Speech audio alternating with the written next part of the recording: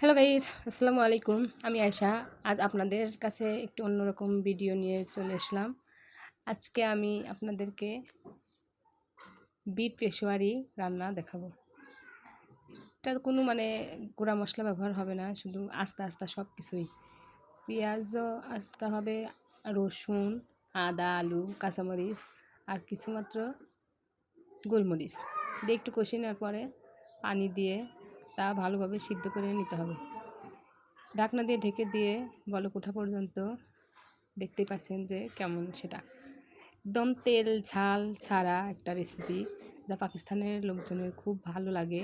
তারা এমনভাবেই রান্না করে খায়। তবে আমরা বাঙালি, আমাদের এটা তেমন একটা পছন্দের জিনিস না, তারপরেও তারা যেহেতু এটা খায় তাই জন্য একবার ট্রাই করে দেখলাম যে কেমন লাগে। লাগে অবশ্যই একটু ভিন্ন রকমের আর কি, তবে মন্দ না আর কি, ভালোই লাগে। আপনাদের যাদের যাদের একটু মনের ইচ্ছা আছে তারা অবশ্যই এটা ট্রাই করে দেখবেন যে আসলেই রান্নাটা মজা নাকি কেমন। আমার কাছে ভালোই লেগেছে, খারাপ না। আমার এই ভিডিও যদি আপনাদের কাছে ভালো লাগে তাহলে অবশ্যই আমার চ্যানেলটিকে সাবস্ক্রাইব করে পাশে থাকবেন। আল্লাহ হাফেজ।